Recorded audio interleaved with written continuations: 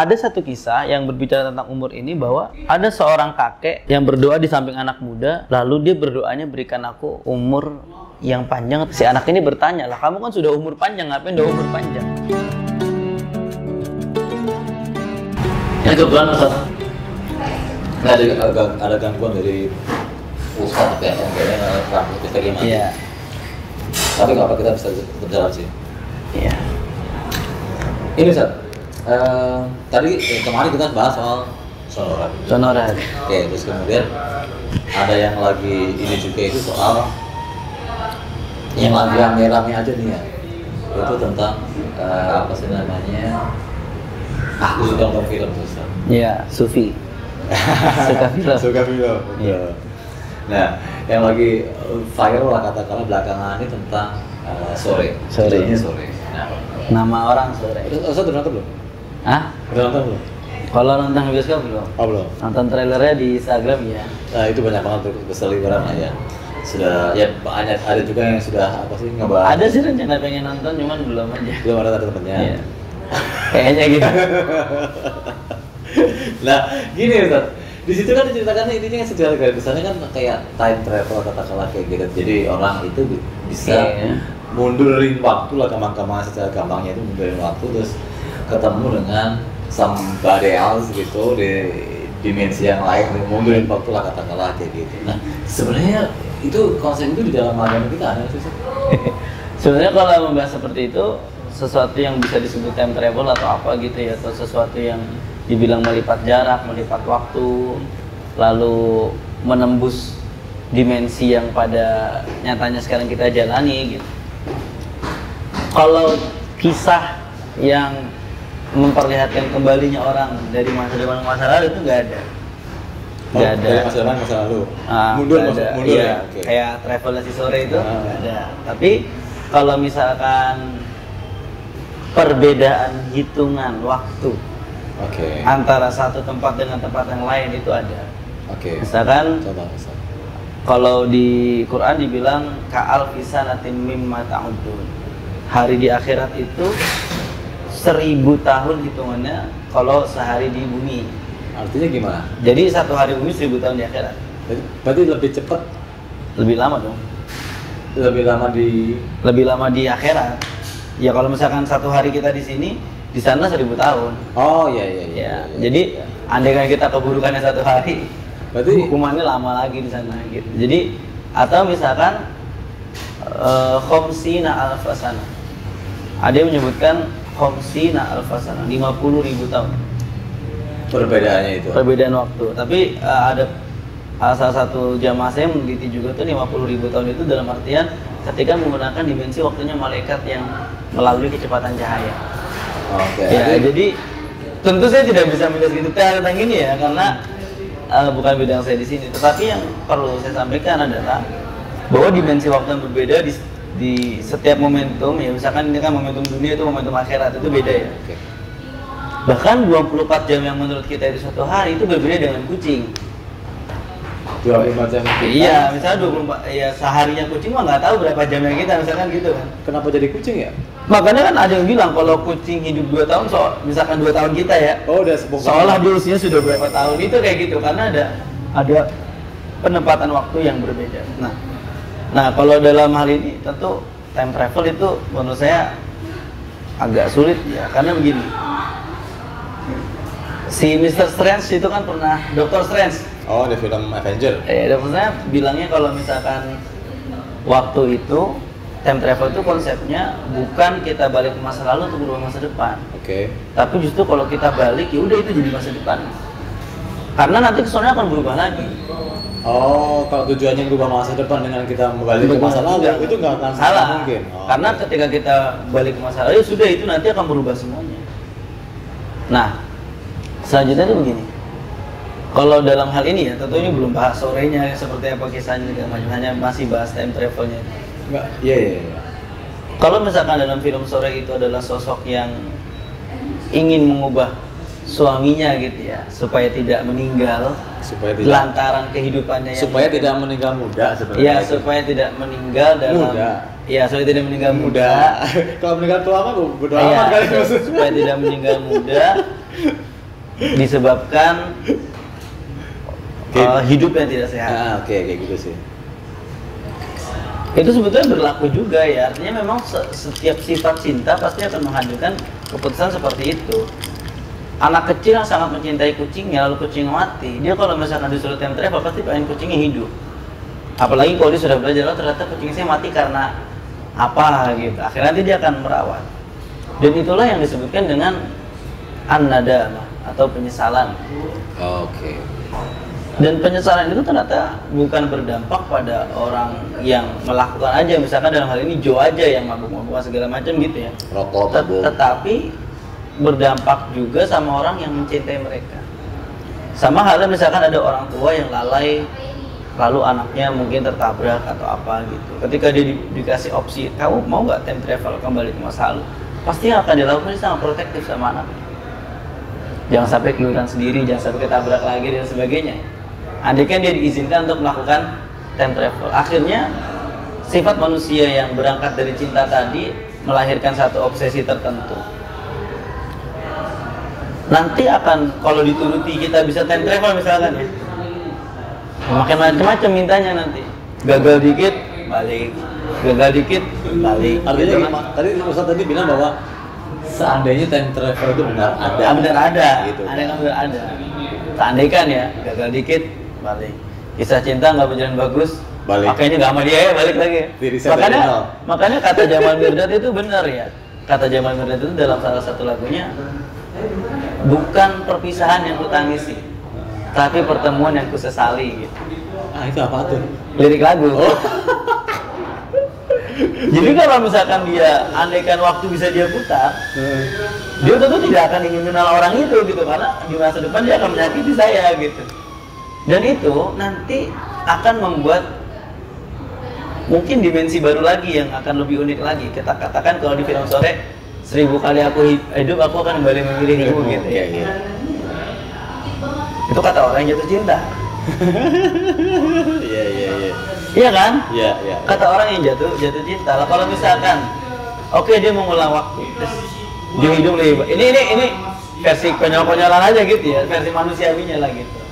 Dia hidup lagi, hidupnya sudah sehat, tapi ternyata dia ada bunga-bunga perasaan ke orang lain ya. Apa mau ganti orang, mau ganti peran gitu. Ya itu kan lagi-lagi itu juga hal yang kompleks. Hidup itu kan sesuatu yang sangat tidak unpredictable. Makanya ada satu segmentasi di mana akhirnya semua itu percuma dilakukan sampai yang si Jonathan mau berubah sendiri. Oh, diceritakan itu. Iya. Oke. Cuma gini sih Ustaz, aku tuh cuma itu kan bukan tema utamanya itu kan tema utamanya. Tapi artinya memberikan satu gambaran bahwa ya orang yang cinta kepada Joe tadi itu atau si Sore ini, ketika dia sudah mulai mempasrahkan semuanya dan Joe mulai berubah, di situ baru ada pertemuan yang bisa benar-benar merubah gitu. Makanya saya berpikirnya ketika melihat review-reviewnya tadi ya, karena disuruh bicara tentang ini, akhirnya menyadari satu gambaran penting, pesan penting bahwa hidup yang cuma diberikan kesempatan sekali dan tidak ada pemutaran yang lalu, itu akan menjadikan kita sadar bahwa memang ya setiap keputusan yang kita ambil itu sangat berarti. Even itu keputusan kecil, sesederhana misalkan kita pagi lebih milih untuk lari daripada tidur lagi mager gitu, atau misalkan kita memilih untuk healthy food daripada junk food. Itu mah keputusan-keputusan receh kan. Mungkin iyalah kita punya duit, kita bisa beli gitu, kita bisa mengaplikasikan kemana, bisa aja. Tetapi keputusan itu akan menjadi satu akumulasi di hari akhir nanti, di hari tua kita gitu. Sama dengan kebaikan-kebaikan yang kita lakukan, kebaikan-kebaikan yang kita ambil itu akan terakumulasi juga. Nah sehingga ketika si Sore sudah mulai pasrah, ya udahlah gimana kayak gitu. Akhirnya Jonathan yang berubah dan alurnya juga berubah. Dia bukan bertemu di pernikahan kakaknya, tapi bertemu di mana saat si Joe punya karir yang dipamerkan. Itu maksudnya begini ya, kalau dalam kehidupan nyata mungkin ada takdir mu'allaq, ada takdir mubroh. Takdir itu ada yang bisa dirubah, ada yang tidak bisa dirubah. Di antara takdir yang bisa dirubah itu adalah takdir yang dimana kita yang mengambil keputusan. Misalkan kita pengen sepak bola kita maju, atau kita pengen Indonesia jadi tim yang kuat. Tentu cara merubah takdir masa depannya adalah dengan memupuk sebaik mungkin generasi muda saat ini. Fasilitasnya dilengkapin, dikasih pengalaman, ketemu orang-orang luar yang saat ini sudah maju sepak bolanya gitu kan. Salah satunya naturalisasi mungkin. Mungkin iya, karena untuk mentransfer mentalitas ya, tetapi itu juga bukan solusi yang total, karena tidak mungkin selamanya kita harus menunggu naturalisasi. Kita juga perlu membibit anak-anak yang di sini agar cara berpikirnya, mentalitasnya bisa seperti orang-orang petarung di barat lah, sepak bola di barat. Nah, itu ketika itu berusaha dikejar, maka yang bekerja itu berbagai segmen. Administrasinya diperbaiki, kejujurannya diperbaiki, bakatnya dipoles, pelatihnya harus yang bagus. Gak cuma itu kan, makan tiap orang harus diperhatikan, jam tidur tiap orang harus diperhatikan, sehingga membentuk suatu kesatuan yang utuh.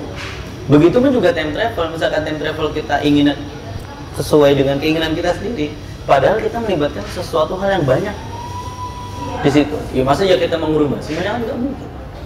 Ya kalau di film Loki itu dia akhirnya sadar dia nggak bisa mengendalikan semuanya. Makanya sampai di Quran dibilang innallaha ala kulli syai'in qadir, hanya Allah yang mampu mengendalikan semuanya gitu. Nggak bisa kita sendiri itu nggak bisa. Nah, kalau tadi misalkan mimpinya Indonesia pengen jadi timnas yang bagus, maka ya tadi harus komponen terpenuhi dan menuju arah itu gitu. Kalau misalkan udah kayak gitu, pemain sudah potensial, dipilih pelatihnya yang nggak bagus, ya tetap jadi nggak bagus.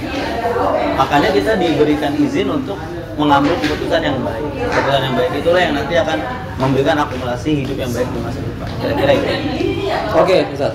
Aku ini sih cuma mau menurut aja ternyata di kita di agama kita itu soal waktu itu banyak banget disinggung kan sebenarnya. Betul.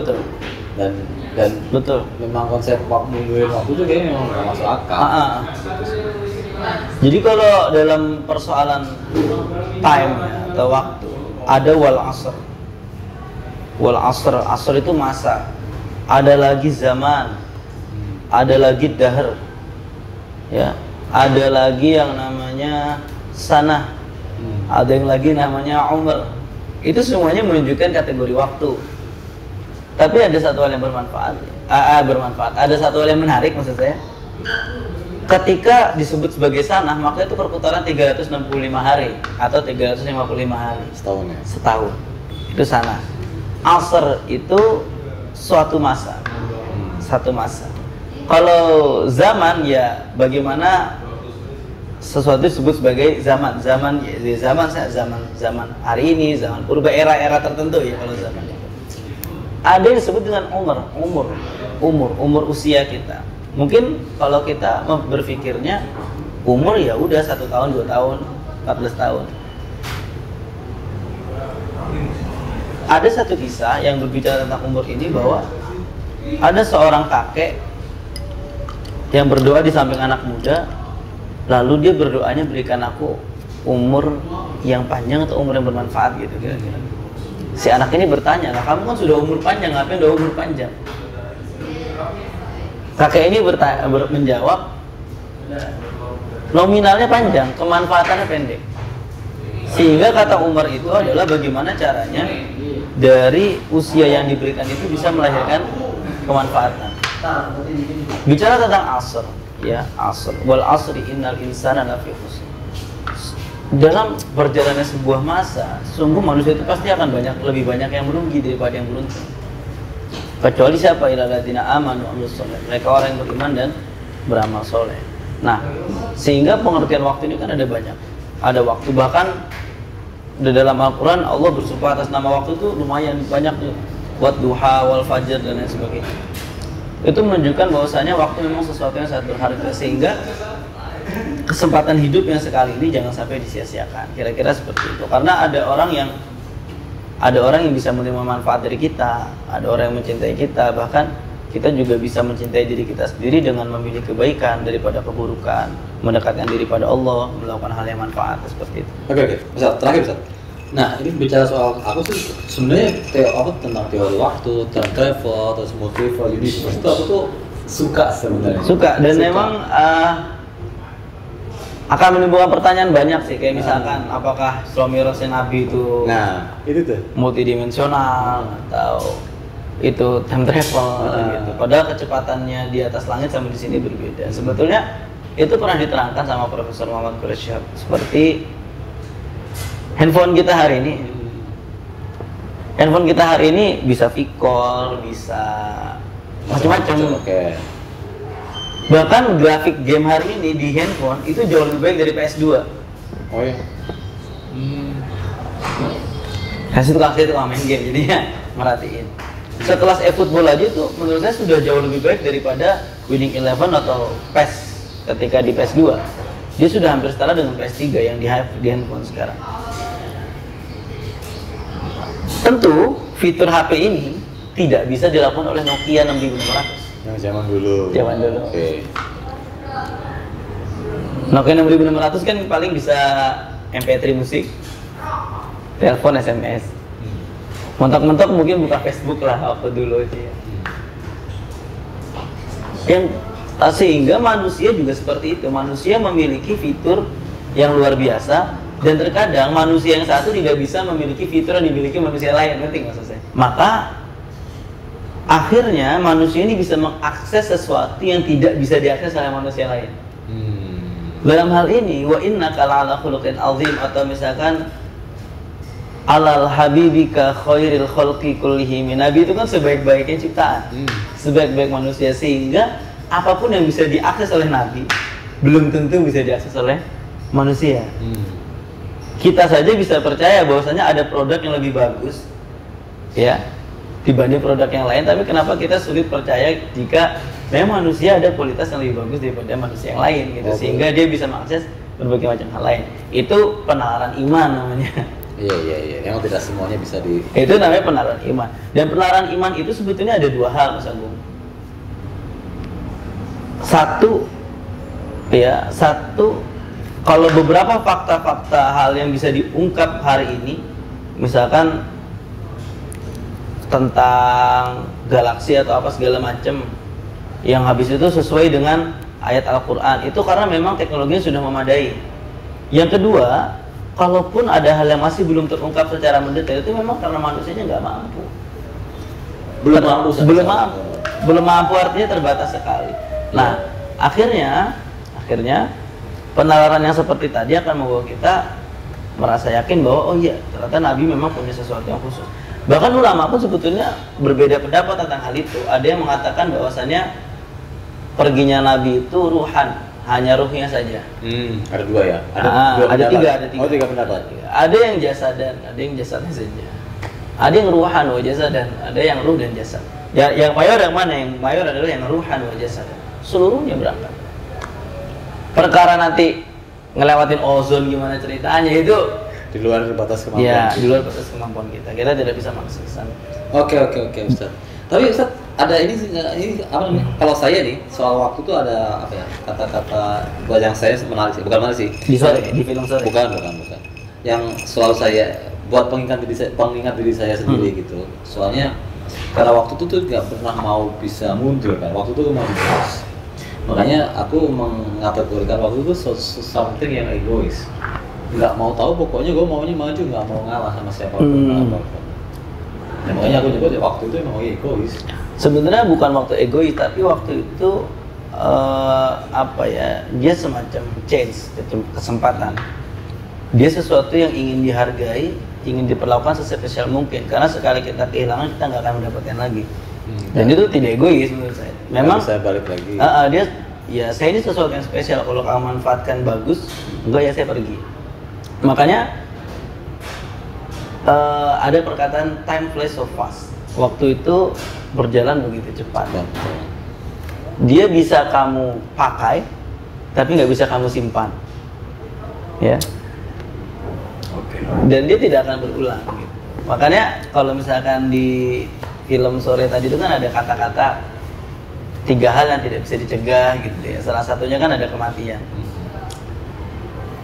Kematian itu kalau dalam hal ini menjadi satu patron penting menurut saya. Patron dalam artian patokan penting untuk memanfaatkan waktu. Kenapa? Karena begini, kafa bil mauti mau'idun, cukuplah maut itu sebagai penasehat kita. Pertama, karena mati pasti akan datang ke semua orang, ke siapapun. Yang kedua, kita diberikan kesempatan untuk bertaubat dengan jaminan dosanya pasti diampuni. Bahkan ada jaminannya kayaumi waladatku ummu. Orang yang taubat itu seperti kembali ketika ia dilahirkan ibunya. Baru lahir ya. Jadi bersih. Tapi yang ketiga, wala yuakhirallahu nafsan idza jaa ajaluha. Atau la yastakhiruna sa'atan wa la yastaqdimun di ayat yang lain. Tapi pas persoalannya mati itu gak ada yang tahu Kapannya. Jadi itu adil tuh menurut saya tuh. Hari esok dibuat misteri, hari ini dibuat sebagai kesempatan, hari lalu dijadikan sebagai sebuah pelajaran. Kira-kira di hari-hari yang lalu ada nggak orang yang meninggal belum sempat sampai taubat? Ada. Ya maka jangan saya begitu. Hari lalu ada nggak kira-kira orang yang kebanyakan mabuk lalu meninggal? Ada. Ya maka jangan diulangi. Hari lalu ada nggak yang sekiranya orang itu melakukan keburukan lalu dia mendapatkan dampak? Ada. Maka jangan diulangi. Itulah salah satu konsepnya kafa bil mauti itu. Tetapi bagi orang yang bisa mengambil pelajaran, dia dengan mudahnya saja gitu. Oh, ini kisah masa lalu, salah satu ibrahnya adalah laqad kana fi qasasihim ibratun albab. Bahkan itu bisa jadi pelajaran. Kira-kira seperti itu. Oke. Tapi tahu nggak Ustaz, kenapa surga itu menyenangkan?